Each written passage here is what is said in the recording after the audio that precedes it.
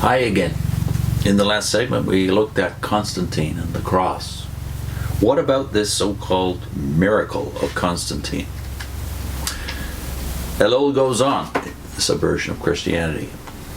After his victory at the Milvian Bridge, faithful to his promise, Constantine favors the church from which he has received support. Catholic Christianity becomes the state religion, and an exchange takes place. The church is invested with political power, and it invests the emperor with religious power. We have here the same perversion.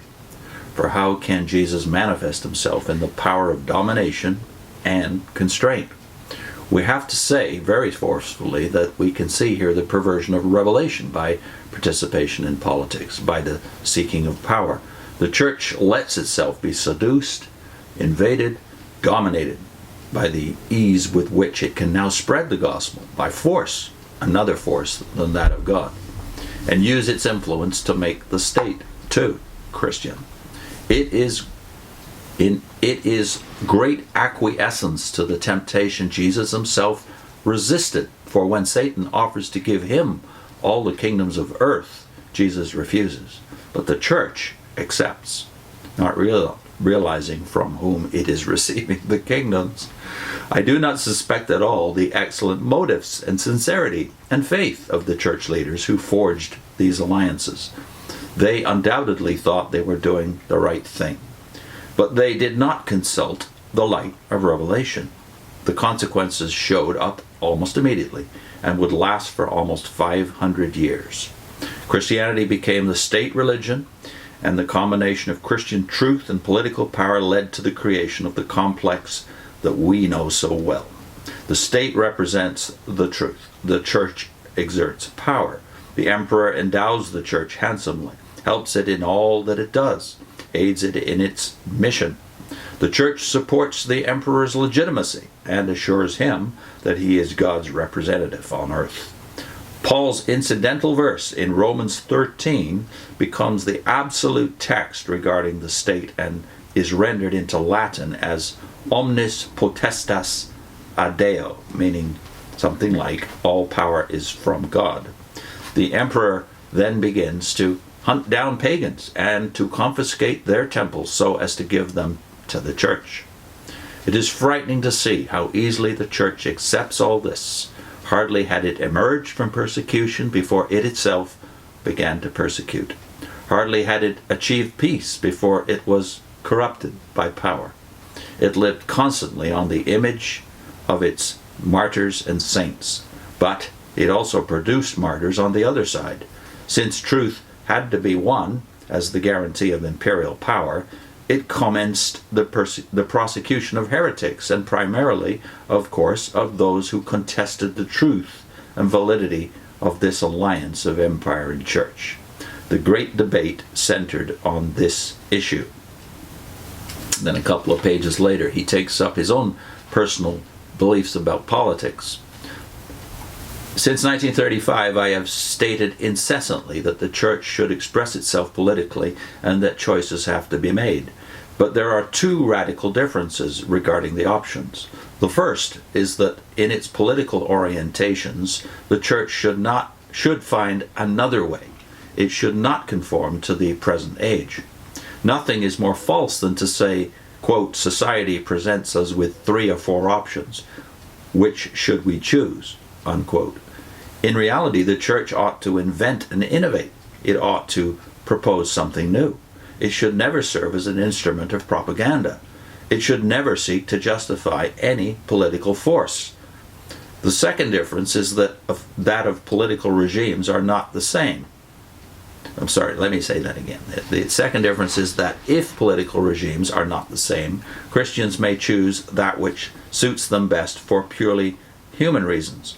Democracy seems to me to be preferable to dictatorship. I like socialism better than capitalism. But strictly speaking, God has nothing to do with such things. Or perhaps he does, but I know nothing about it. The Bible does not enable me in any way to declare that a given regime is in conformity with God's will.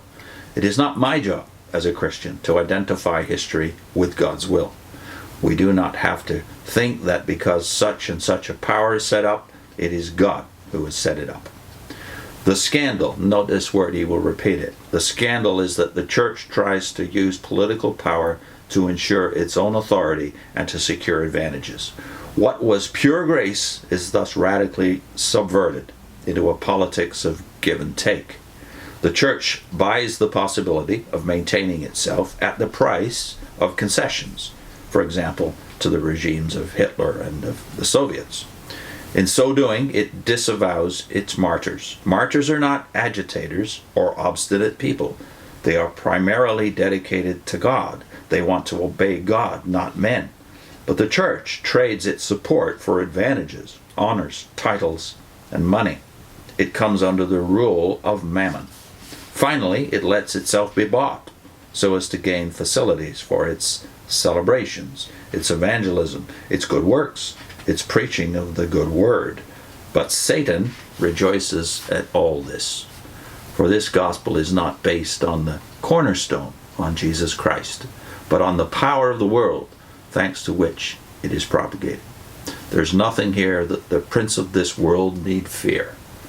Even today, the church can never be challenged too much about this twofold scandal. There's that word again. So what is it that stumbles the Jew? In the first century, it was that this Christ from Nazareth, said, you don't need the sword to kill the Romans. Your enemy is not the Romans.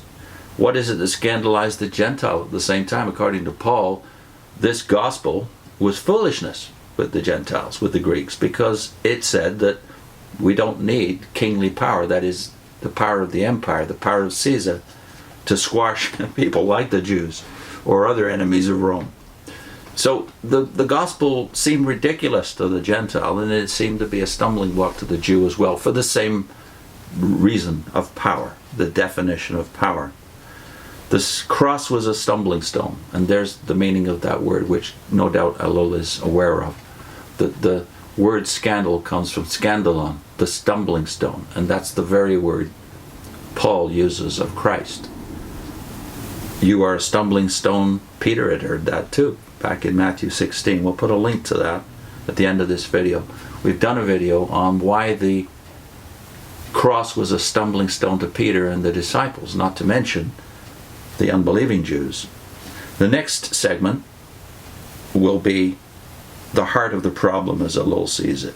The cross will always be a scandal. So here's the link to Matthew 16 video, and we'll see you next time.